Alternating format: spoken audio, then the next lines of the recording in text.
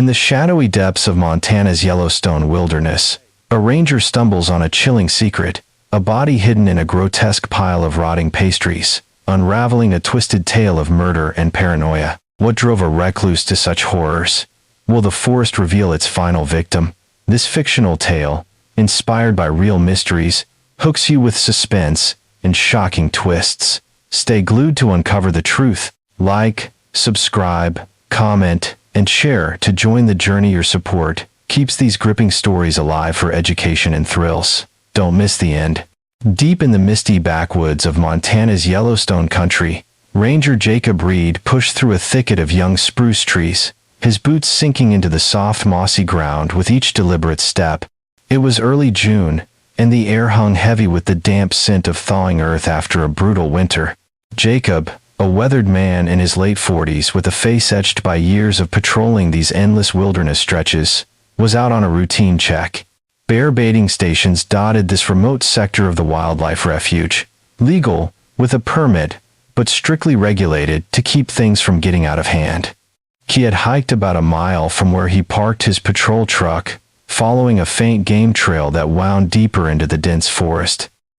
The silence was profound, broken only by the occasional chatter of a squirrel or the distant cry of a raven high above the canopy. As he neared the coordinates for station KB-117, a registered spot known for its isolation, something hit him like a punch to the gut.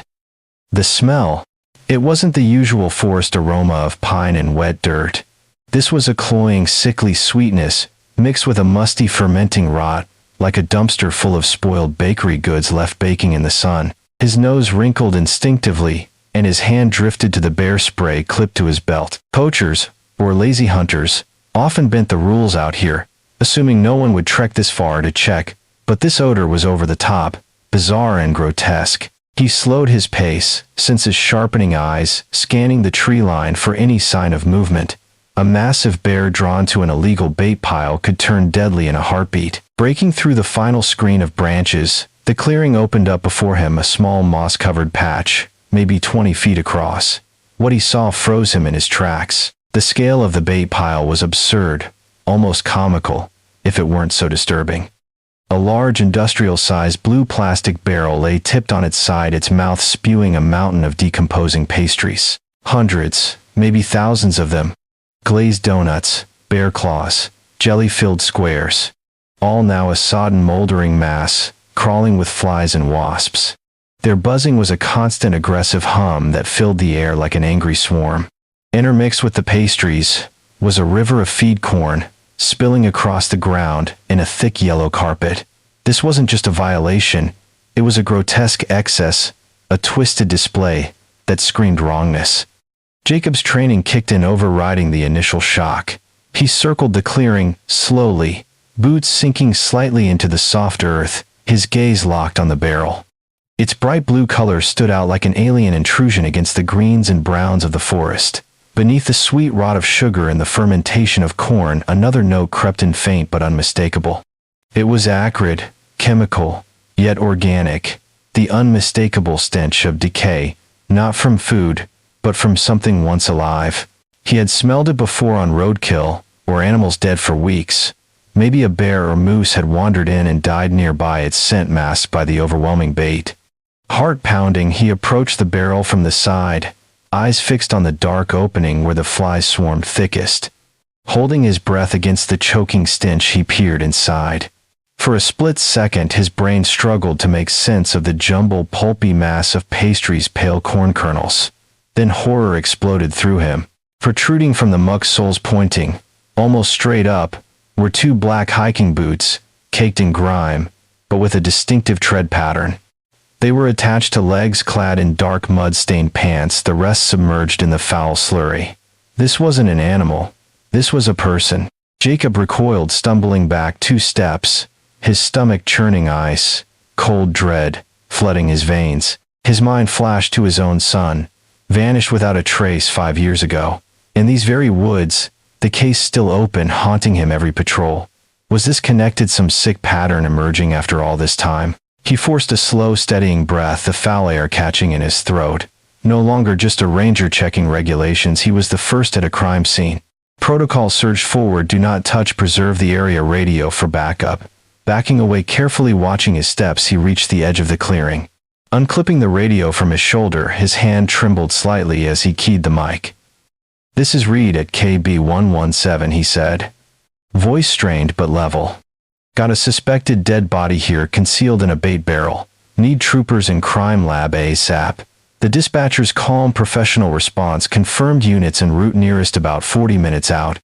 Jacob stood, sentinel gaze fixed on the barrel, the forest now feeling menacing, shadows, deeper silence, heavier. The flies buzzed on a sickening soundtrack to his grim discovery mind, racing with questions.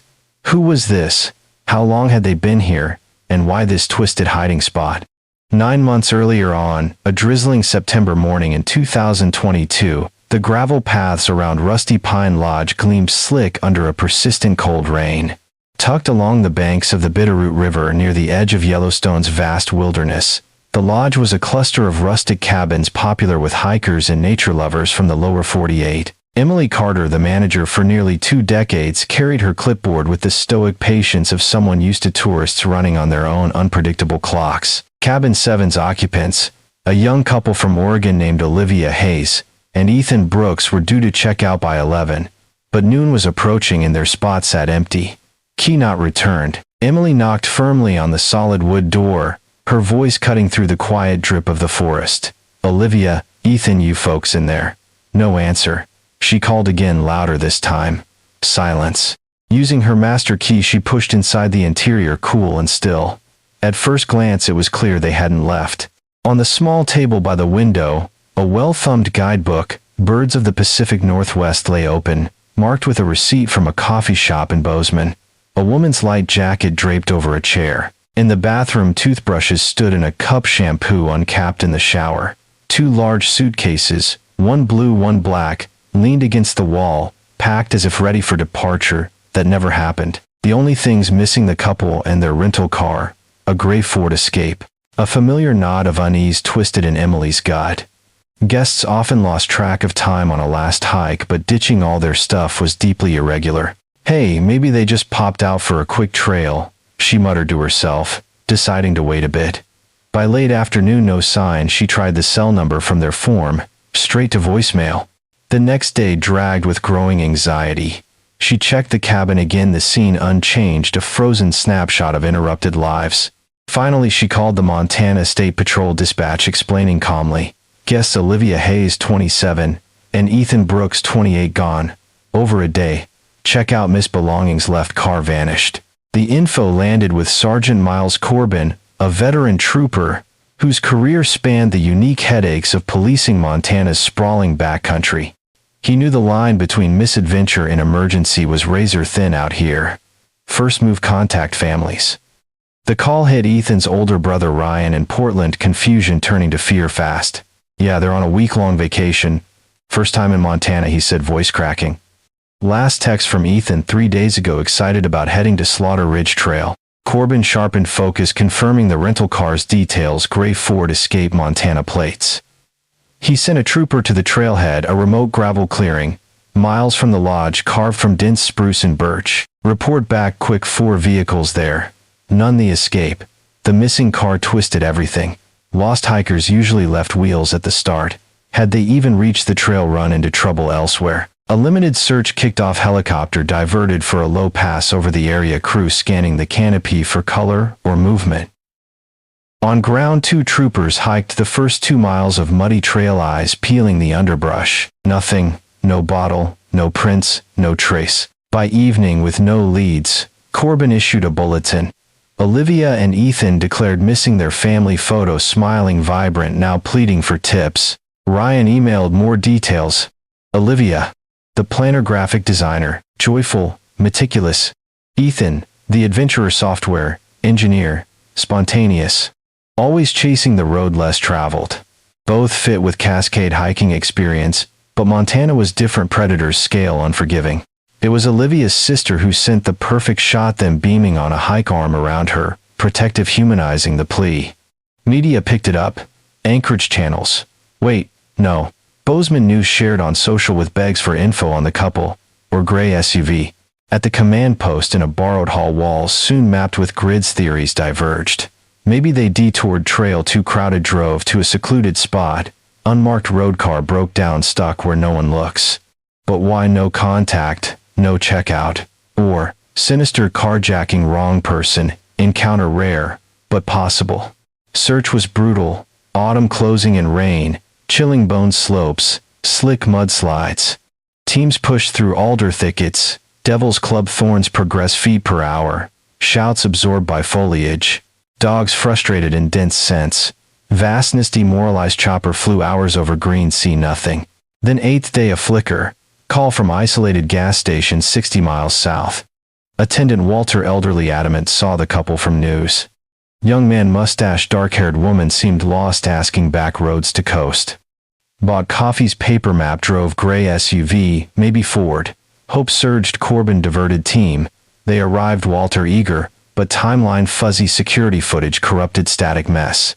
Lead burned out fast, morale tanked. As September bled to October, reality hit. Team shrank, volunteers back to jobs. Media faded, briefings, shortened maps read, with cleared zones. Rain mixed, sleet peaks, snow-cloaked line creeping lower. Mid-October, temps below freezing, foot of snow. Corbin announced suspension indefinitely pending new info. Everyone knew winter won. Post closed case, cold families in Oregon, devastated, acute anxiety to dull ache. Winter blanketed the Bitterroot, secrets locked under white. Emily sat in her office, rain powdering windows, staring at the empty cabin 7. This hit too close. Her sister vanished 15 years ago, similar hike never found. She had seen a shadowy figure night before they vanished, gaunt, wary eyes. Should she tell? Corbin felt like paranoia, but the knot tightened. What if it connected? Some recluse out there preying on outsiders? Ryan paced his Portland apartment phone, glued for updates. Ethan's last text replayed. Heading to Slaughter Ridge, excited. Why no car? There's something darker at play. He called Corbin again. Any leads? Sergeant sighed. Nothing yet, but we're not giving up. Deep down, Ryan feared the worst. Montana's wilderness swallowed them whole. Jacob Reed wrapped up a patrol, snow flurries starting. His son's case echoed. Boy lost on a family hike, body never found. This couple's disappearance stirred old ghosts. He vowed if connected he'd dig till truth surfaced, no matter how chilling. The bulletin photo went viral, please shared, but tips dried. A volunteer whispered to Emily saw a gray SUV off highway, but could be nothing. She nodded, unease growing. Winter deepened, questions festering like an open wound. And just like that the search halted, but the mystery lingered, poised to explode, come spring. What if they weren't lost at all? What if a killer lurked in those shadows, waiting to strike again? The failed lead from the gas station hit like a gut punch, draining the last sparks of hope from the command post. Walter's fuzzy memory and the corrupted footage left everyone staring at blank screens, frustration boiling over. Sergeant Miles Corbin rubbed his temples, leaning against the map-covered wall in the Cooperstown Community Hall, now repurposed as their hub. We can't chase ghosts forever, he muttered. But deep down he knew this wasn't wrapping up easy. The initial 48 hours had stretched into a week, and the disappearance of Olivia Hayes and Ethan Brooks was morphing from a local worry into a massive multi-agency beast. Corbin, a no-nonsense guy with graying hair and a voice like gravel, decided it was time to scale up. He picked up the phone, rallying resources from across the state. Troopers, volunteers from Bozeman search and rescue units from the peninsula, canine handlers with dogs trained to sniff out the faintest human scent in the wilderness. The gray Ford Escape became the phantom at the heart of it all, its absence a gaping hole no boots on the ground could plug. Every theory crashed into the same wall. If they were lost in the woods, where the hell was their car? By the next morning the hall buzzed with activity walls, papered with topographical maps crisscrossed in grids, marking potential zones. Corbin stood at the front, barking orders to the assembled team, a mix of uniformed troopers and rugged volunteers in rain gear. Listen up, folks, he said, his voice cutting through the chatter like a knife. This ain't your average hike gone wrong. No car at the trailhead means something's off. Maybe they detoured, maybe worse. We're spreading out helicopters in the air, dogs on the ground, eyes sharp for any sign. A volunteer, a burly guy from Bozeman, raised his hand. Sarge, what about that sighting down south? Could be a lead. Corbin shook his head. Checked out dead end, but keep ears open for more. Now move out. Stay safe out there. This wilderness don't play nice. The effort swelled like a river after spring thaw. Teams fanned across the Bitterroot area, pushing into dense forests where visibility dropped to mere feet in the underbrush. Corbin coordinated from the post phone glued to his ear-pulling strings for more manpower. He built a profile of the missing couple, piecing together calls to friends and family back in Oregon. Olivia, the graphic designer, was the meticulous one, always planning every detail, joyful, with a laugh that lit up rooms. Ethan, the software engineer, was the spontaneous type, pushing for adventure, the road less traveled. They were both fit, seasoned hikers from the Cascade Mountains, logging miles on trails with gear pacing and prep down pat. But Montana folks stressed was a whole different beast. Bears that could charge from nowhere, sudden blizzards, dropping temps to bone-chilling lows, the scale vast enough to swallow cities. They had read books, watched docs, but no hands-on with this unforgiving backcountry. It was Olivia's sister who emailed the photo that went viral, a candid shot from a hike the year before. Them vibrant, alive, beaming at the camera, Ethan's arm wrapped protective around Olivia. Perfect for media.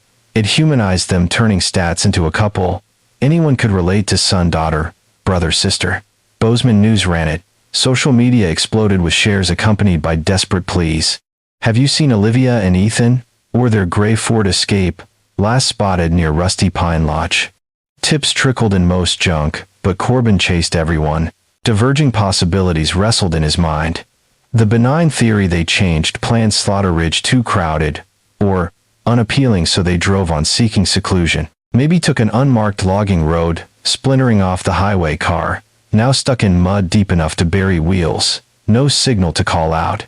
But that didn't explain ditching the lodge, no contact. The sinister angle, nod harder, a criminal run and carjacking on a remote stretch, chance meeting with the wrong stranger. Violent random crime was rare here, but not impossible, couldn't dismiss it. Corbin leaned toward the latter, the missing vehicle screaming foul play. The search itself was a grueling, soul-crushing slog. Autumn clamped down with grim force, crisp days, yielding to persistent rain that saturated everything, turning gentle slopes into treacherous mudslides where a wrong step could send you tumbling. Searchers crawled through thorn-choked thickets of alder and devil's club, the spiky plants ripping clothes, drawing blood, progress measured in agonizing feet per hour. Their shouts, Olivia, Ethan, echoed, then died, absorbed by the wet, heavy foliage. Dogs, effective in open terrain, struggled here. The environment, a chaotic soup of scents, rain washing away, trails, handlers cursing under breath. Every clue a broken branch, a scuff on rock scrutinized, but nothing definitive emerged. The landscape's vastness demoralized. A helicopter could fly for an hour, spotting only an endless sea of green and brown, a wilderness that devoured without trace. Twists kept the tension wire tight. One team found strange footprints near the lodge leading to a cave entrance etched with ancient Native American legends, whispers of forest spirits guarding the land. Volunteers murmured eerie vibes. This place got history, man, hikers vanishing like smoke. But it turned out a red herring, maybe even planted the prints too fresh, mismatched. Corbin dismissed it, but it fueled speculation. Emily Carter, the lodge manager, confessed to him over coffee, her voice trembling. Sarge, I saw a gaunt man watching the cabins night before. They vanished, wary eyes like he was scouting. Reminds me of my sister's case 15 years back. She hiked out, never came home. Corbin nodded, adding her paranoia to the mix. Was she holding back, connected somehow, or haunted past, layering suspicion? Jacob Reed, the ranger, joined the ground teams, his obsession burning. My boy vanished here 5 years ago, he told a volunteer, same eerie setup, no trace. This couple, it's like the forest is mocking us. The volunteer nodded, grim. Yeah, man, this place swallows people whole. Remember that hiker last year, body never found. Folks say spirits are worse, a killer blending in. Jacob's jaw tightened. If it's linked, I'll unearth it, no matter the horror. A lead from Silas Grant, a local hunter piggybacking bait stations, added fuel. Gruff with a beard like wire, he called in, adamant. Saw a gray SUV off the highway few days before news broke. Young couple inside seemed lost, asking directions. But his timeline, fuzzy details shifting under questioning. Corbin grilled him in the hall. Silas, you sure about that SUV? Could be key. Grant crossed arms defensively. Yeah, maybe Ford, but don't pin this on me. I mind my own. Suspicion clung to him. Was he involved? Covering tracks, his vague alibi raising flags. Social media pleas yielded minimal replies, a few shares, but no solid hits. Evidence mounted against hope. No footprints, no discarded gear, nothing. As days blurred, morale cracked, volunteers arguing in the rain. One snapped, "This is pointless. They're gone. Bears or the cold. Got him." Another countered, "Nah, car's missing. Someone's hiding something." Corbin broke it up. "Focus, people. We owe the families." October arrived, sleet mixing with rain, peaks cloaked in white, the snow line creeping lower each day, a ticking clock. Temps dipped consistently below freezing, a foot of snow blanketing high country. Corbin made the call, active search suspended indefinitely, pending new info. He chose words careful, but the meaning punched hard. Winter had triumphed. Teams packed gear, maps rolled, command post. Shuttered case shifted to open, but inactive, a cold file gathering dust. For the families back in Oregon, the blow shattered, replacing search anxiety with permanent uncertainty's ache. Ryan, Ethan's brother, stared at the photo, tears blurring. "We need answers," he whispered. To the empty room, what happened out there? Emily at the lodge, cleaned cabins, 7 ghosts lingering, her sister's fate, echoing, maybe she should have spoken sooner. Jacob patrolled alone, snow crunching under boots, his son's memory a constant shadow. This ain't over. He vowed. The wilderness hides, but secrets crack come thaw. Winter settled, vast, silent, white, locking the bitter roots, enigmas for long dark months. But beneath the freeze, questions festered, explosive, ready to shatter the calm. Families clung to hope, investigators to files, but the mystery pulsed alive, waiting for spring's cruel reveal. What horrors lay buried? Would the melting snow unearth bones, or deeper darkness, a killer's trail, finally exposed? Silas Grant sat by his fire, whiskey in hand, the call to troopers weighing heavy. He had seen more than admitted, a glimpse of that gaunt, recluse Harlan Voss near the SUV, but fear sealed his lips. If folks knew the rumors, man traps paranoia, it could unravel everything. Ryan scrolled news feeds endless, a tip line message popping anonymous. Check the lakes, deep water hides secrets. His heart raced. Was this real or cruel hoax? He forwarded to Corbin, who sighed another wild chase but noted it down. Little did he know it foreshadowed the nightmare ahead. As flakes fell thicker, the case chilled, but the undercurrents simmered. 9 months later, the thaw would unleash a torrent of revelations, twisting accident into monstrosity. But for now, silence reigned, the forest's grip unyielding. What if the couple hadn't wandered off? What if evil had stalked them from the shadows, a predator in human skin? The thought chilled deeper than any blizzard, leaving everyone on edge for the inevitable crack. The snows that had fallen with such brutal finality on the search for Olivia and Ethan finally began to recede as spring clawed its way back into Montana's Yellowstone country in 2023. The landscape erupted in a violent transformation from white to green, rivers swelling with meltwater, the ground softening into sucking mud, the air thick with the drone of mosquitoes, and the sharp scent of damp earth and budding cottonwoods. The case of the missing couple had settled into the cold, quiet archives of the Montana State Troopers, a file riddled with frustrating questions and zero answers, a ghost haunting the desks of those who had poured their sweat into the hunt. On the 5th of June, Ranger Jacob Reed navigated his patrol truck down a deeply rutted service road in a remote corner of the Yellowstone National Wildlife Refuge. Jacob, a man in his late 40s with a face weathered like old leather from years of sunwind and the unrelenting grind of conservation work, moved with quiet, observant efficiency. His job blended enforcement, public safety, and keeping tabs on the wild, his territory a sprawling maze he knew like the veins on his hands. That day, his task was straightforward, a prelim check on registered bear baiting stations before black bear season kicked in full. Baiting legal with a permit came with strict rules: no rotting meat, no early starts, and stations had to be marked proper. He parked where the road turned impassable and hoofed it, following a faint game trail deeper into the spruce thicket. The air under the canopy was cool, and still squirrel chatter and raven cries the only breaks in the hush. Heading for station KB 117, an isolated spot that often drew trouble, poachers or rule benders figuring the trek kept eyes away. Jacob felt the first wrongness at about 100 yards out. The smell slammed into him, cloying, sickly sweet, laced with musty fermentation, like a bakery dumpster festering in the heat. Nose wrinkling, he thought improper bait may be dumped in excess. He slowed, senses on high alert, breaking through young spruce into a small mossy clearing. The sight stopped him cold. The bait pile's scale was insane. A large industrial blue plastic barrel, tipped sideways, vomiting a mountain of rotting pastries. Hundreds, perhaps thousands, glazed donuts, bear claws, jelly-filled squares, now a sodden moldy heap. Feed corn spilled like a yellow river across the moss, a shimmering cloud of flies and wasps buzzing furious over it all. This wasn't violation, it was grotesque. A bizarre overkill that twisted the gut. Training surge, Jacob unclipped his bear spray, scanning for large animal signs. A pile this big could pull in grizzlies fast. He circled slow boots, sinking in soft ground eyes, pulling back to the barrel, its blue, screaming against the forest palette. Beneath the sugar rot and corn, ferment another layer, crept in faint, acrid chemical organic, the stink of decay, not food but flesh. He had smelled it on dead animals before, time-worn carcasses. Maybe a bear died nearby, masked by the bait. Heart thumping, he edged to the barrel's mouth. Flies thickest there, held breath, and peered in.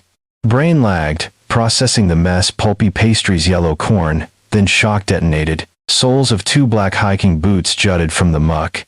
Grime-caked tread, clear attached to legs, and mud-stained pants, the rest buried in ghastly slurry. Human. Jacob jolted back steps, stumbling, heart hammering, ice in his veins. Not animal, a body dumped like trash. Mind flashed to his son, vanished 5 years prior, unsolved, the wilderness mocking him again. Was this link some pattern emerging from the shadows? He steadied breath, foul air choking protocols, overriding shock. Touch nothing, preserve scene, radio in. Backing to clearing's edge, he keyed the mic, hand shaky. "This is read at KB117, he said, strain evident. Got a suspected body here, hidden in the bait barrel. Circumstances scream foul play. Need troopers, crime lab immediate. Dispatcher calm, confirmed, units rolling, nearest 40 minutes out." Jacob stood guard, gaze locked on the barrel, forest, turning menacing shadows, lengthening silence, oppressive. Flies buzzed relentless, a nauseating dirge to the horror. Who was in there, how long, and why this twisted concealment? His son's ghost whispering connections he dreaded to chase. When Sergeant Miles Corbin arrived, he found Jacob, pale but steady, yellow tape stark against the wild, securing the site. Corbin felt grim déjà vu taking in the scene, weeks hunting these woods for 2 lost souls, now maybe 1 unearthed. Recovery crawled slow, meticulous. A team from the state crime lab choppered in. They documented everything: barrel position, baits spread, insect frenzy. Finally gloved up, they extracted the body, mail and ravaged hiking gear, moisture and decay gnawing. Bagged, respectful, it flew to the medical examiner in Bozeman. 2 days later, Corbin sat at his desk, staring the prelim report, dental records confirming the body was Ethan Brooks. But as he read the case, shattered, reforming, monstrous. Examiner clear. Cause not animal, not accident, massive. Blunt force to head's back, murdered. Worst decomposition suggested exposure, mere 1 to 2 weeks tops. For the other 8.5 months of the 9 missing, Ethan's body had been preserved cold, frozen like meat in a locker. Implication staggered. Not lost, met a killer, who slew, stored through winter, then dumped. Bizarre, remote. Why now? Foundation crumbled. No tragic mishap, calculated homicide. Question eclipsing all. If killer kept Ethan iced, where was Olivia? Shockwave ripped through the investigation. Corbin's office roaring alive. Maps back up. Grid shifted from lost hikers to victim 2 and a killer. Discovery answered Ethan's fate, but birth terrors were stored. Why move? And Olivia's fate. 2 horrors loomed. She shared doom, body hidden, maybe same cold spot or different dump. Or chilling, she involved partner, always suspect, could spat, turn deadly, her fleeing. Wild against known relationship, but evidence vacuum demanded all angles. Public once sympathetic, now morbid, whispers, speculation swirling. Focus narrowed to scene, blue barrel, bait mountain, every bit clue potential. Station registered to Silas Grant, 58, hunting outfitter, running a struggling guide service from Soldotna outskirts. Wait, no local analog, say outskirts of Bozeman. Silas known to enforcement, cantankerous loner miner hunting beefs, Past skills to navigate backcountry, undetected temperament to snap. 2 troopers hauled Silas in. He arrived scowling, arms crossed at Corbin. Story simple, gruff. He held permit, but hadn't visited since last fall. Common locals piggyback dumping bait on established spots, illegally riding animal traffic. Called it freeloading, gave up policing years back. Corbin pressed alibi for late May dump window, 2 weeks vague. Lived alone days, tinkering, scouting, minding business. No receipts, witnesses, proof. Weak but typical for isolates. Cooperative to point, resentment bubbling. Consented search, property, truck. Nothing, no blood, no cleaners, no ties. To couple. Silas lingered, person of interest, plausible, but unprovable, frustrating. Human stalled, forensics dove in. Barrel standard 55-gallon industrial, weathered, scratched. Text spotted, faded stamp near base from Kastloff Seafoods plant, bankrupt decade prior. Sliver lead logged. Bait examined, corn generic, untraceable, but pastries key. Most mass donuts, one stood out, raspberry-filled, sugar-dusted square from Bozeman's Sweet Treats Bakery. Breakthrough, Corbin assigned duo to trace distribution, grind starting bakery, list of carriers, cross-ref with peninsula businesses. Days phoning, driving stores, gas stations, marts, from Bitterroot to Edges, hunting bulk sale or theft in weeks, pre-discovery. Needle and haystack, managers helpful, but no recall of huge transaction, many didn't stock it. Lead promising, dissolved to dead end, shrugs from harried clerks. Investigation swam in bizarre, defunct plant-specific donut, nothing cohering to killer picture, only certainties, Ethan murdered, Olivia missing. While forensics crawled, summer peaked, long days, nearly 20 hours, light wilderness, accessible, like never since Vanish. Renewed media spiked, public eyes, re-examined old memories. Heightened watch would crack it, not lab but from cold, clear remote lake water. On the 10th of July, 2 brothers, avid Anchorage fishermen, Wait Bozeman analogs, spent weekend backcountry, hitting Bitterroot Lake, glacier fed, giant famed for trophy trout, wind whipped moods. Skipped popular launches, drove rough logging roads to secluded southern cove spotted on satellite map. Prepping aluminum boat shore, one brother gazed water, spotting odd glint, 30 yards out, 15 feet deep. Lake crystal clear, morning sun piercing. First thought, scrap engine block, wrecked snowmobile, but shape resolved, boxy uniform vehicle roof. Dread ice, them new missing couple news. Gray SUV gone, almost a year. Hands trembling, one called, emergency, strained voice, pinning location. No address, just turns off unmarked. Routed to trooper post, Corbin, adrenaline surged, location miles from pavement. 50 by road from Slaughter Ridge. 30 cross country from bait, where Ethan found strange triangle on map. Recovery logistics, nightmare dive team, mobilized from Bozeman, arriving late afternoon, cove cordon buzzing, efficiency. Divers slipped, frigid water visibility, stellar helmet cams, relaying ghostly image shore. SUV midsize, upright on bed like place, gentle. One wiped algae silt from plate numbers, confirming gray Ford Escape, rented by Olivia and Ethan. Pull stretched, next day industrial tow crane, maneuvered down road, diver strapped frame. Grown metal, churning water. It emerged, dripping weeds, slime, metal coffin, hoarding secrets, 10 months. Flatbed to secure garage, interior wreck, waterlogged, decay, but dash held, hope factory, GPS sealed module. Extracted, flown, digital forensics lab. Days later, call came, text. Bypass damage, pulled fragments from last active day, September 9th, 2022. Log contradicted plans, no Slaughter Ridge turn, instead off highway, to logging net, leading Bitterroot Lake, final pings at remote cove edge. They drove themselves there. Key unlocked, Corbin pulled property maps, last position bordered large private tract, over 100 acres dense forest. Owner Harlan Voss, name blank. Hunch pulled Kastloff bankruptcy file. Cross-ref buyers, list finger stopped. Harlan Voss bought pallets misc, including plastic barrels per manifest. Threads, tied, barrel from woods, car from lake, pointing, one man, one land. Harlan Voss ghost, in system, Corbin dug public records, piecing. 68, no criminal record, Alaska, or lower 48, bought 120-acre parcel, 20 years back, cash, tax records, only footprint, no licenses off, grid hermit. Trooper queried nearest town postmaster, store owner. Picture consistent known but distant into town weeks supplies cash brief no chit-chat. Quiet gaunt perpetually wary world through suspicious eyes. Store owner recalled intense privacy rumors. Man traps deterrence on property. Moved Montana 2 decades post-tragedy wife-child car crash seeking isolation solace. Pieces locked GPS-edged property barrel type his recluse rep paranoid trespassers. Circumstantial change strong Corbin compiled affidavit every shred from body discovery to GPS to auction. Judge signed no hesitation. Raid tactical given paranoia. Potential armed hostile Corbin assembled. 6 troopers tactical unit staged miles out dawn approach via logging roads.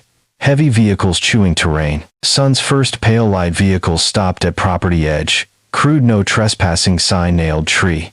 Cabin invisible from road team foot. Advanced woods spreading. Found log structure messy clearing. Smoke curling chimney. Corbin hailed police search warrant. No response second call unanswered. Tactical breach door. Harlan Voss sat wooden chair table coffee cup in hands. No surprise fear. Anger just weary resignation like waiting months. Search methodical cabin outbuildings. Rickety shed large chest freezer humming. Lit up empty recent clean sloppy. Tech luminol sprayed interior glowed blue-green blood residue significant. Damning small padlocked locker cabin side lock cut door swung. Dark mildew smell corner behind tarp small faded turquoise. Backpack dirt-caked family described. Corbin opened pouch trail bars, insect repellent wallet. License Olivia Hayes. Discovery broke. Standoff Corbin placed pack table. Emotion flickered Voss deep sigh defeat. Silence damn broke voice. Dry monotone like distant tale. Recounted September 9th year prior heard vehicle edge property investigated rifle always. Found gray. Escape wheels sunk mud young. Couple digging out relieved asked phone or pull. Harlan paranoia territorial saw intruders threat not needy. Refused ordered off. Argument flared Ethan angry yelling compassion lack. Harlan claimed Ethan lunged instinctive swung rifle clubbed head back.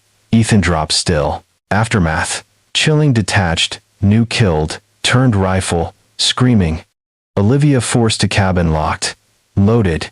Ethan tarp dragged freezer shed locked. Drove escape cove rolled water sank. Held Olivia captive fall dark winter motive vague couldn't let go part secret. Late May thaw she bolted while he chopped wood forced window fled wilderness. Search day gave up. Panicked couldn't keep body forever loaded. Truck drove bait station. Dumped barrel baited hoping bears destroy evidence. Confession shifted focus last tragic turn. Harlan arrested to Bozeman isolated world now interrogation cell. Property new search grim targeted for Olivia remains. Based flee direction. Corbin set 5-mile radius cabin. Vast punishing dense forest swampy muskeg steep rock. Weeks teams trackers cadaver dogs combed grueling. Mirroring Olivia's terrified run. Hope alive gone recovery for closure family. Early August team Ravine Formidas Northeast dog er ladet fans Bruce. Under Roots kude shelter branches moss. Insider main skeletal dental confirmed Olivia. Examiner anthropologist pieced final chapter shelter. Berries suggested survived. Days may be weak post-escape. Pacific Northwest know-how. No match Montana weakened captivity. No gear food hypothermia starvation claimed her. Discovery closed loop. Harlan charged 2 first-degree murders. 1 intentional Ethan. 1 felony Olivia from kidnap plus kidnapping evidence. Tamper. Evidence mountain confession. Insurmountable he pled guilty. No defense. Courtroom hollow man retreated. World destroyed 2 stumbling in. Life without parole. Isolation concrete steel. Not trees silence. Case closed. But peace. Elusive families. Horrific details. New trauma on grief. Story no accident. Monstrous random violence from paranoia isolation. Smiling couple seeking adventure. Found psyche's darkest corner. Expert view. Dr. Elena Torres FBI profiler. This exposes isolation. Risks backcountry. America paranoia. Breeds random violence. Lesson share itinerary detailed carry GPS beacon. $100 lifesaver. Avoid off-trail solo. Warning Yellowstone. Beauty deadly. 1 slip vacation to nightmare. Stay vigilant. Folks wilderness. Unforgives. Snow falls anew. Secrets bury. The forensic grind on the blue barrel. And its grotesque contents dragged on like a bad dream. with every bizarre detail piling up, but refusing to snap into a clear picture. Sergeant Miles Corbin paced his office, the prelim report on Ethan Brooks. Murder still fresh ink. The implications a gut-twisting nightmare. The raspberry-filled pastries had traced back to Sweet Treats, a commercial bakery in Bozeman, and his investigators had burned days chasing the distribution chain. They started at the source, getting a master list of every distributor who carried the stuff, then cross-referenced with businesses across the Bitterroot Peninsula, from small grocery stores to gas stations and convenience marts. It was tedious work, hours on the phone, endless drives, to places like the little mom and pop shop in Cooperstown, or the truck stop down near the lake's edge. They were hunting for that sweet spot, a retailer who sold that exact square donut and might have moved a massive quantity, or had one stolen in the weeks before Jacob Reed stumbled on the body. Most managers were helpful in that small town way, offering coffee and apologies, but no one recalled a big buy. "Sorry, officer, we don't even stock those raspberry ones," said one harried clerk behind a counter stacked with candy bars and lotto tickets. Another, at a gas station, scratched his head. "Yeah, we carry Sweet Treats, but nothing out of the ordinary. Maybe check the big supermarket in Bozeman." Leads fizzled one after another, the promising thread dissolving into a quagmire of shrugs and dead ends. But then a break, not from the pastries but from the barrel itself. The faded stamp linked to Kasloff Seafoods, the defunct fish plant, and digging through old auction records from the bankruptcy sale over a decade back turned up a list of buyers. Corbin's team noted several names, but nothing jumped until later. Public vigilance surged with the renewed media blitz on Ethan's murder. The story exploding across Bozeman news, and even national outlets, with headlines like "Frozen Horror" and "Yellowstone Wilderness, Couple's Fate Turns Sinister." People who had brushed off vague memories now replayed them under the harsh light of hindsight. Tips flooded the hotline, most junk like always, but a few carried weight. One came from a local hunter who swore he saw a truck dumping something near the bait station around late May but couldn't make the plates. Another from a store owner, recalling a gaunt customer paying cash for bulk corn and pastries weeks prior, described him as wary eyes, always scanning like he expected trouble. Corbin logged them all, the puzzle pieces scattering wider. It was this heightened awareness that finally shattered the stalemate, not in a lab but from the cold, glassy depths of Bitterroot Lake. On a sunny July 10th, two brothers, avid fishermen from Bozeman, were out for a long weekend chasing trophy-sized lake trout in the glacier-fed waters, known for its unpredictable wind-whipped conditions and monster fish lurking deep. They avoided the crowded boat launches, opting for a secluded cove on the southern shore found via satellite maps, driving their truck down a series of rough, poorly maintained logging roads that rattled teeth and tested suspension. As they unloaded their small aluminum boat near the water's edge, one brother, Mark, cast his gaze over the placid surface, spotting a strange glint about 30 yards offshore, in water, maybe 15 feet deep. The lake was exceptionally clear that day, the low morning sun slicing through like a spotlight. "Hey, look at that," Mark said, pointing, his voice laced with curiosity. "Probably just some junk, an old engine block or wrecked snowmobile from winter ice." His brother Tom squinted, shading his eyes with a hand. "Nah, man, that's too boxy, too uniform. Looks like the roof of a damn vehicle." Dread crept in cold and sharp. They knew the story from the news. The missing couple, the gray SUV, vanished almost a year. Hearts pounding, Mark pulled out his phone, hands trembling as he dialed emergency.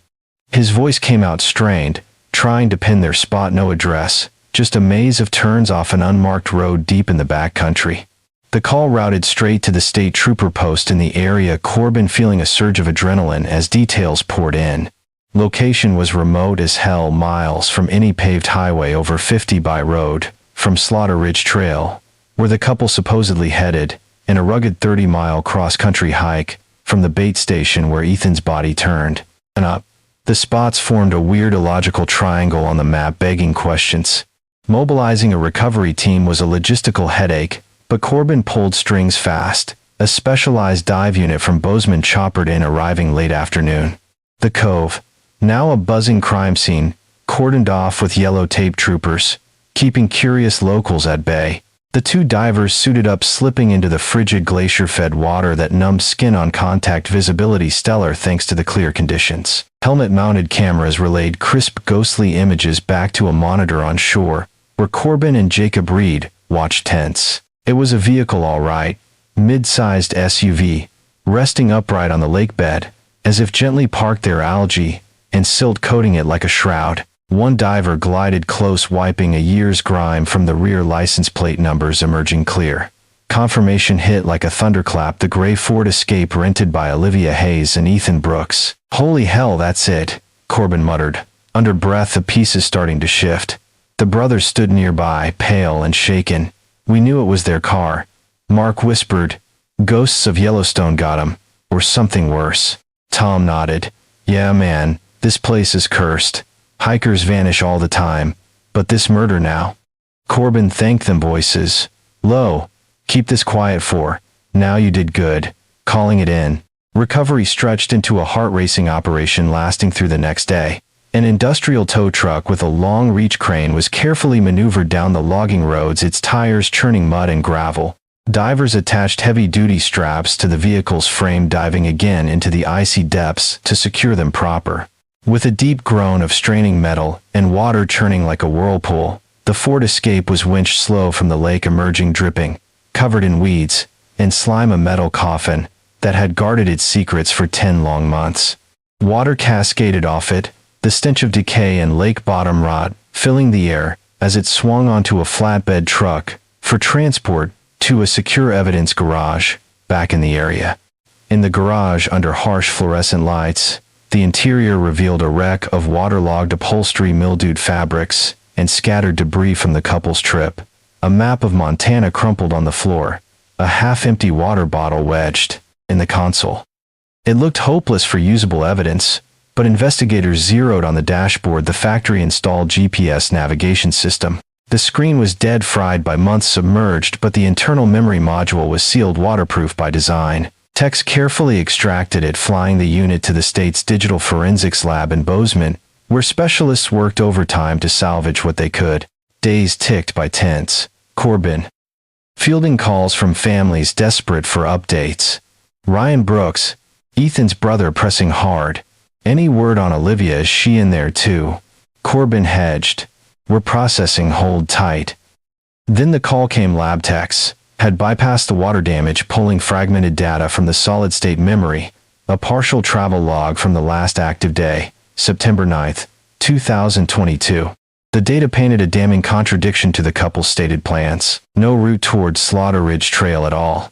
Instead, the GPS showed them turning off the main highway onto the network of logging roads, leading straight to Bitterroot Lake. Final recorded points, a series of desperate pings, as the system lost satellite lock, placed the vehicle right at the edge of the remote cove, where it was found sunk. Deliberate. They drove themselves there.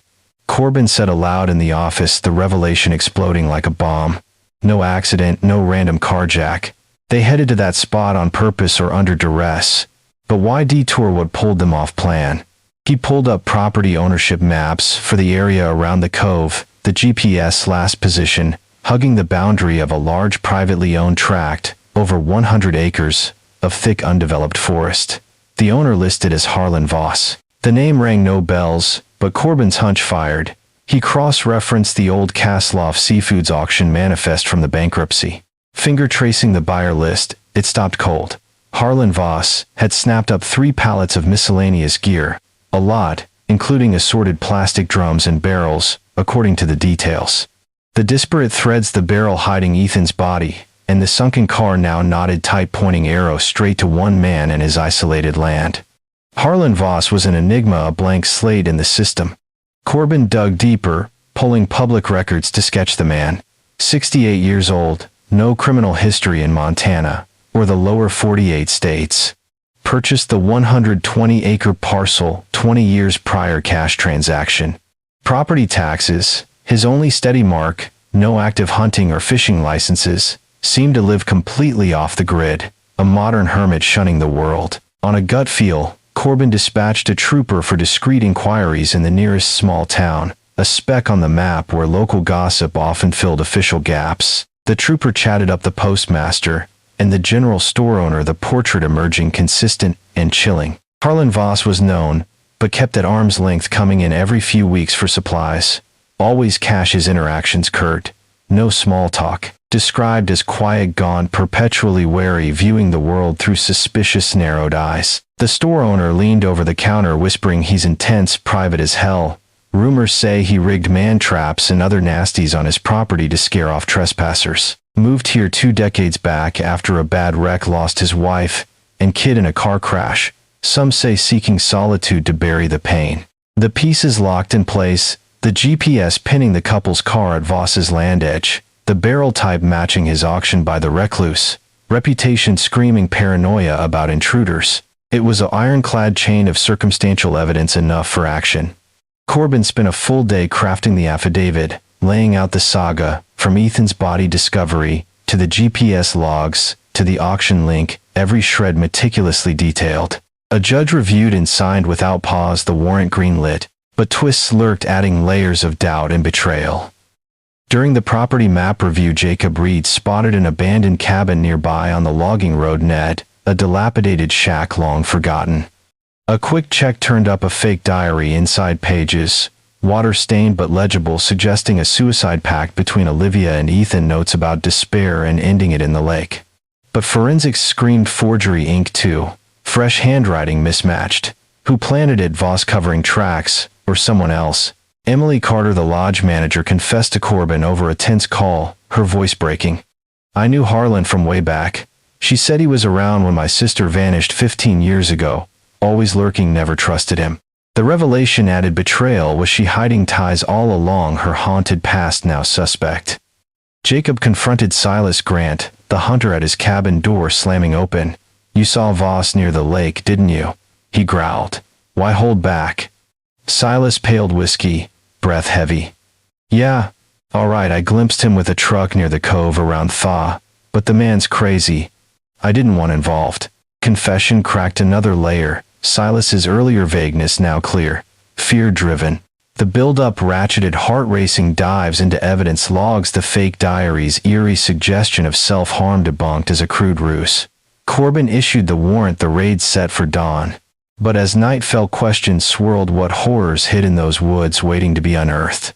A killer's lair, or something far darker? The team prepped gear, checked nerves, steeled for the unknown.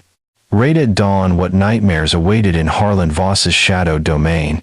The dawn sky bled pale light over the Montana mountains as Sergeant Miles Corbin's team rolled to a stop at the edge of Harlan Voss's 120-acre property, the air sharp with pine and the promise of a brutal morning. 6 troopers, including a tactical unit kitted in heavy vests and rifles, spilled from their trucks, the crunch of gravel under boots cutting the silence.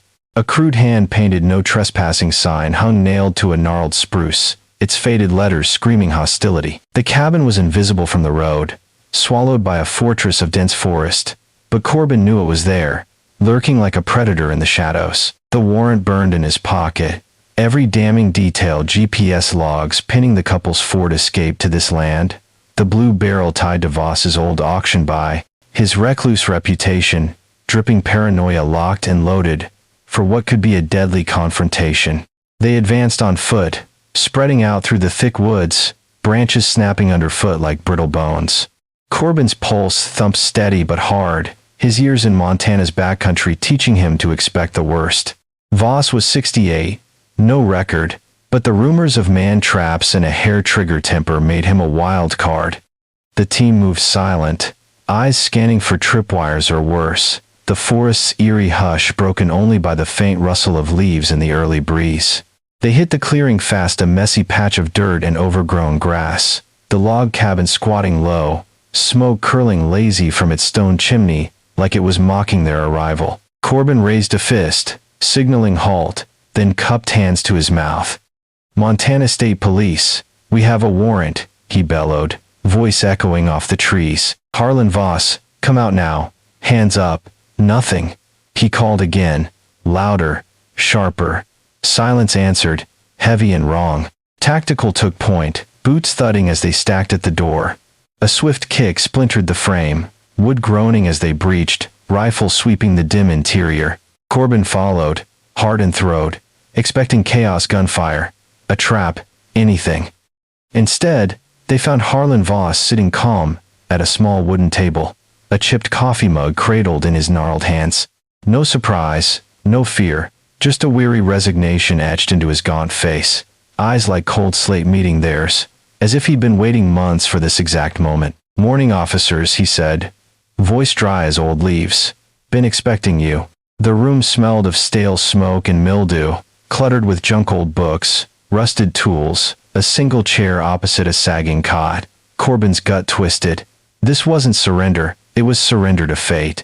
"Secure him," Corbin snapped, and two troopers cuffed Voss, his wrists thin as twigs under the metal. He didn't resist, just sat there, gaze drifting to the window where dawnlight barely pierced the grime. The search kicked off, methodical and grim. 3 troopers swept the cabin, pulling drawers, flipping mattresses, while others hit the outbuildings, a rickety shed, a lean-to stacked with firewood. Jacob Reed, the ranger whose own ghost haunted these woods, joined the effort, his jaw tight, eyes burning with the need to connect this to his son's vanishing 5 years back. He moved like a man possessed, every corner checked with a desperation that made the others uneasy.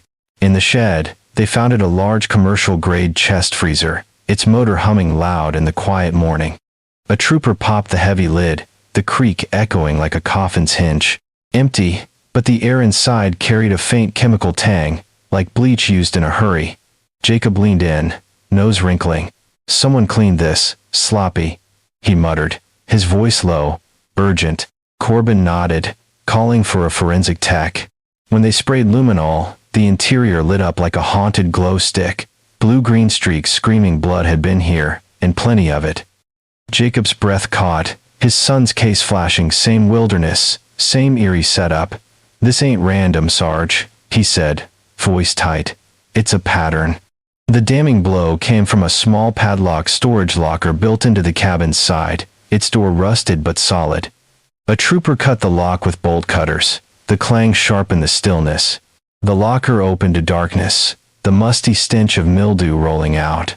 Behind a stack of old tarps, caked in dirt, sat a faded turquoise backpack, instantly recognizable from the family's description.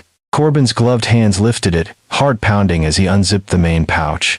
Inside, a few trail bars, a bottle of insect repellent, and a small wallet. He flipped it open, and there she was, Olivia Hayes, her driver's license photo staring back, vibrant and alive, now a ghost in his hands. "Got her," he whispered, the weight of it crushing. The backpack broke the standoff. Corbin marched back to the cabin, slamming the turquoise pack on the table in front of Voss. The old man's face flickered, a deep shuddering sigh escaping like air from a punctured tire. His silence cracked, and he started talking, voice a flat monotone, like recounting a nightmare that belonged to someone else. "It was September 9th last year," he said, eyes fixed on some distant point. "Heard a vehicle near my land, grabbed my rifle, always do. Found their gray Ford Escape stuck deep in mud, wheels sunk 6 inches. Young couple, digging, looked relieved to see me. Asked for a phone, maybe a tow. But Voss, steeped in paranoia, saw no stranded travelers, only intruders, threats to his walled-off world. I told him to get the hell off," he said, voice steady but hollow. "The man Ethan got mad, yelling I was heartless, no neighborly spirit. Things heated, he stepped toward me, lunging, or so I thought. I reacted, swung the rifle hard, caught him square in the head. He dropped, gone, just like that." Corbin leaned forward, eyes boring into Voss. "And Olivia? What'd you do with her?" Voss's gaze didn't waver. She screamed, panicked. "I turned the rifle on her, marched her to the cabin, locked her in, went back, dragged his body on a tarp to the freezer in the shed, locked it tight, drove their car to the lake, rolled it into the cove, watched it sink. He held Olivia captive through fall and the long dark winter, his words chilling in their detachment. Why keep her?" Corbin pressed, voice sharp. Voss shrugged, a ghost of a gesture. "Couldn't let her go, she was part of it now, the secret. I fed her scraps, kept her locked in a back room. But come late May, thaw creeping in, she saw her chance. I was out chopping wood, she forced a window, bolted into the woods. I searched a day, then gave up. Knew I couldn't keep the body forever, panicked. Loaded it into my truck, drove to the bait station, dumped it in the barrel, Piled it with corn and donuts from a store run. Figured bears tear it apart. Hide my sin. Corbin's blood ran cold. You hoped bears would eat the evidence? He said, disgust barely contained. Voss nodded. No remorse. Just fact. Didn't know what happened to her after she ran. Just knew she was gone. The confession landed like a sledgehammer, shifting the investigation one last gut-wrenching turn. Voss was cuffed tighter, loaded into a truck for transport to Bozeman, his isolated world shrinking to a sterile cell. But the job wasn't done. Olivia was still out there, dead or alive, and Corbin's team pivoted to a new mission. Find her, bring her home. Based on Voss's account of her escape direction northeast from the cabin, Corbin set a 5-mile radius search zone, a punishing expanse of dense forest, swampy muskeg, and jagged rocky slopes. It was grueling, heart-rending work, trackers and cadaver dogs combing terrain that could break a man's spirit. The wilderness was a beast, swallowing hope as fast as it did footprints, and every searcher knew they were retracing Olivia's terrified flight, alone, hunted, with no gear to survive Montana's cruelty. Jacob Reed pushed hardest, his son's ghost driving him. She made it out, he muttered to a trooper, voice raw. She fought, like my boy might have. We owe her this. Weeks crawled, the summer sun relentless, nearly 20 hours of light exposing every cruel detail of the terrain. Searchers waded through bogs, thorns tearing skin, shouting Olivia's name into the void. Dogs sniffed, then faltered, overwhelmed by the forest's chaos of scents. Every snapped twig, every scuff on stone, was scrutinized, but the wilderness gave nothing easy. Corbin coordinated from the command post, maps now marked with new grids, his voice hoarse from radio calls. Families waited, Ryan Brooks calling daily. Any sign of my sister-in-law? Corbin's answers grew shorter, the weight of failure heavy. Then, early August, nearly a year after the nightmare began, a break. A search team working a steep wooded ravine 4 miles northeast of Voss's cabin got a hit. A cadaver dog froze, nose down, near a massive fallen spruce, its roots clawing the sky. Underneath, tucked in the dirt, was a crude shelter, broken branches, packed moss, a desperate attempt at cover, and inside, skeletal remains, fragile as memory. Dental records confirmed it. Olivia Hayes, the medical examiner, and a forensic anthropologist, pieced together her final days. Evidence berries, a scraped bark with "Help Harlan" carved in shaky letters, suggested she survived maybe a week after escaping, scavenging what she could. But her Pacific Northwest hiking smarts were no match for Montana's brutal wild. Weakened from months captive, no proper gear, no food, hypothermia and starvation claimed her, her body curling into that makeshift grave. The find closed the final loop, but the weight crushed. Corbin stood at the site, staring at the shelter, picturing her fight, her fear. Jacob, nearby, clenched fists, tears cutting tracks through the dirt on his face. She deserved better, he whispered, and so did my boy. Back in Bozeman, Voss faced the music 2 counts of first-degree murder, one for Ethan's deliberate killing, one for Olivia's felony murder tied to her kidnapping, plus charges for kidnapping and tampering with evidence. The mountain of proof confession, backpack freezer blood left no defense. He pled guilty, a hollowed-out shell in the courtroom, a man who fled the world only to destroy 2 lives that stumbled into his orbit. Life without parole, sentenced to a new isolation, concrete and steel replacing trees and silence. Twists lingered, unraveling even as the case closed. Jacob, digging through old files, found a report tying Voss to a hunting violation near where his son vanished, a thin thread, but enough to keep him awake, vowing to chase it. Emily Carter, the lodge manager, admitted to Corbin she'd suspected Voss years back when her sister disappeared, her silence born of fear she'd be dismissed as paranoid. Silas Grant, the hunter, confessed he'd heard Voss muttering about intruders months before, but stayed quiet, scared of the man's reputation. Each layer peeled back revealed a community complicit in silence, letting a monster fester. The families got their answers, but peace stayed out of reach. Ryan Brooks, holding Olivia's recovered wallet, broke down, the vibrant photo now a wound. They came for adventure, found hell, he said, voice cracking. Media frenzy faded, but the story scarred Montana's psyche. a reminder of the wilderness's dark edge. Dr. Elena Torres, FBI profiler, weighed in for the papers. This case lays bare the risks of isolation in America's backcountry. Paranoia can birth random violence, senseless and cruel. Her advice hit hard: share your itinerary, carry a GPS beacon, $100 lifesaver, and never hike off trail alone.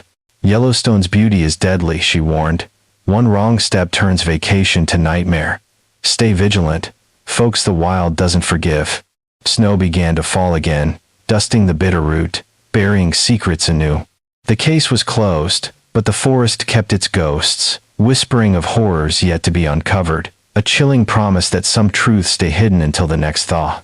The confession from Harlan Voss hung heavy in the air like a storm cloud refusing to break as Sergeant Miles Corbin wrapped up the interrogation in the dim cabin, the morning light now fully flooding the cluttered space. Voss sat there, cuffed, his gaunt frame slumping in the chair, eyes distant, as if the weight of his words had finally hollowed him out completely. Corbin stepped outside the fresh Montana air, a stark contrast to the stale mildew inside his mind racing with the horrifying timeline Voss had laid bare.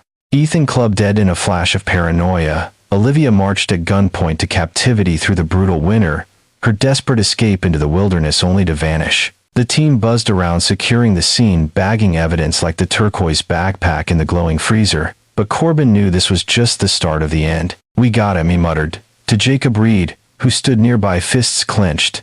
"But now we find her, bring closure, or what's left of it." The shift was immediate, and grim, the property transforming from raid site to search hub. Based on Voss's detached recount of Olivia fleeing northeast, while he chopped wood, Corbin sketched a 5-mile radius around the cabin, a vast unforgiving swath of dense spruce forest, swampy muskeg bogs that could suck boots clean off, and steep rocky ravines carved by ancient glaciers. It was no broad hunt like before. This was targeted, recovery guided by trackers, cadaver dogs, and the cold calculus that hope for life had long evaporated.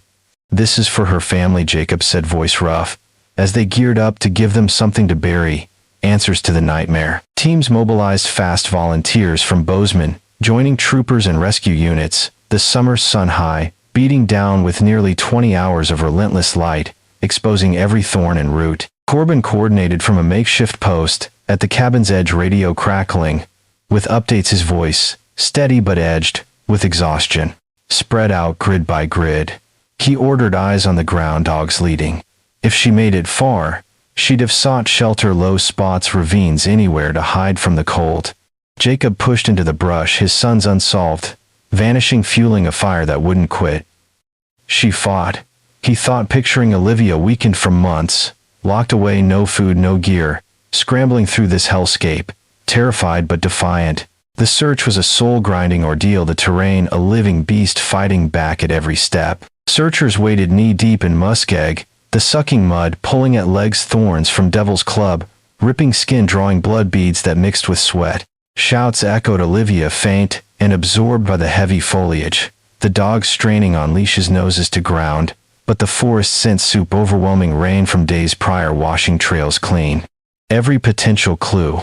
A broken branch, a scuff on moss, scrutinized under magnifying glasses, but most led nowhere, the vastness mocking their efforts. One tracker, a grizzled vet from Yellowstone, paused at a streambed. "Look here, faint print, maybe hers, small boot tread." Hope flickered brief, but it faded when dogs lost the scent in a tangle of alder. Days blurred into weeks, the long light a double-edged blade, giving time but burning energy, the heat climbing to 80 degrees Fahrenheit by midday, sapping strength, mosquitoes swarming in thick clouds. Corbin fielded calls from Ryan Brooks, Ethan's brother, his voice cracking on the line. "Any sign of Olivia? Please tell me she's out there." Corbin hedged. "We're combing every inch, hold on." But inside, the doubt gnawed. What if the wilderness had erased her completely? Bones scattered by animals, no trace left. Jacob confided to a trooper over camp coffee. "This echoes my boy's case. Same damn forest swallowing secrets. I can't let it win again."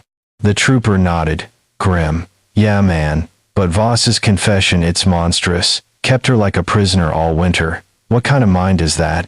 Twists emerged, adding layers of dread. One team found a scrap of fabric caught on a branch, dark, like Olivia's jacket described by family, but testing showed animal for a cruel false lead. Another dog, alerted at a cave mouth, ancient native markings on the walls, whispers of forest spirits and local lore, but inside nothing but bat guano and echoes. Emily Carter, the lodge manager, drove out one day, her face pale, haunted by her sister's old case. "I should have spoken sooner," she said to Corbin, voice trembling. Harlan was around back then, lurking. "I thought it was paranoia, but now." Corbin placed a hand on her shoulder. "You helped, now focus on finding her." Silas Grant. The hunter showed up, uninvited, whiskey on breath, eyes shifty. "Heard about the search," he grumbled. "I know these woods, seen signs, northeast ravine with fallen trees, maybe shelter spots." Corbin eyed him suspicious. "Why now, Silas? You held back before." Grant shrugged, fear. "I guess Voss scares folks, but guilt eats at me. Lead the way." His tip narrowed focus, but suspicion lingered. Was he covering or genuine the web of local silence, complicit in the horror? Early August, the break came, shattering the stagnation. A team working a steep, thickly wooded ravine about 4 miles northeast of the cabin pushed through undergrowth, the air cooler in the shade of towering spruce. The cadaver dog, a black lab named Scout, froze mid-step, nose down, tail stiff, alerting strong. Handler praised, "Good boy, Scout, what you got?" They converged on a large fallen spruce, its massive roots upended like claws digging into the sky. Tucked underneath in the soft earth hollow was a crude makeshift shelter, broken branches woven with packed moss, a desperate bid for protection from the elements. Hard pounding, they cleared, careful, preserving the scene. Inside, remnants of survival, scattered berries, dried and shriveled, signs she had foraged what little the forest offered. On a nearby bark sliver, carved shaky with a rock or nail, "Help, Harlan," the plea, a final cry, etched in panic. And there the skeletal remains, curled, fetal, fragile bones, weathered by months, exposed but intact enough for identification. Corbin arrived by chopper, the whir of blades cutting the hush. He knelt at the edge, gaze heavy. Dental records rushed to Bozeman, confirmed Olivia Hayes, the woman who had planned a joyful hike, only to meet monstrosity. The medical examiner and forensic anthropologist arrived, piecing the tragic final chapter. Evidence at the site, the shelter berry remnants, suggested she survived several days, perhaps even a week, after her bold escape, forcing the window and bolting into the unknown. She had knowledge from Pacific Northwest, hikes, trail smarts that kept her going, scavenging berries, building cover. But Montana's wilderness was a different predator, unforgiving and vast. Weakened by months of captivity, malnourished, confined, her body betrayed her, hypothermia setting in as nights dipped, cold, starvation finishing the cruel work. She fought hard, the anthropologist said, voice somber, carving. That message took strength. She wanted to be found. The discovery closed the loop, but the ache lingered deep. Corbin stood in the ravine, staring at the shelter, imagining her terror, her will to live. Jacob, nearby, tears cutting through dirt on his face, clenched a fist. She deserved better. Damn it, like my son.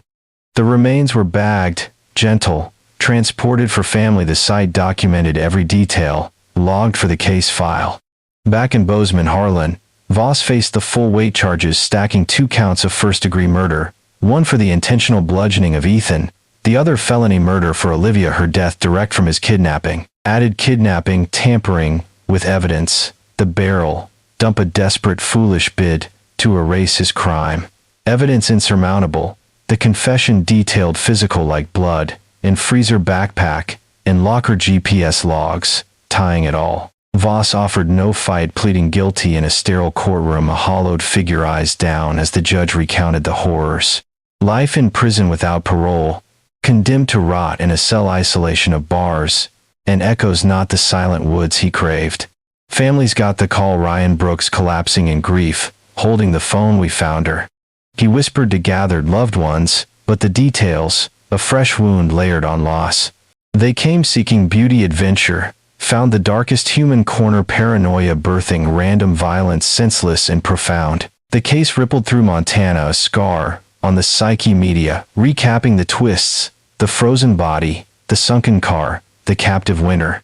But resolution brought no true peace, just aching closure. Dr. Elena Torres, FBI profiler, Offered evaluation in interviews, this exposes isolation's peril in American backcountry. One man's broken mind destroying innocence. Lessons: harsh share itineraries. Detailed, carry GPS beacons, cheap lifesavers.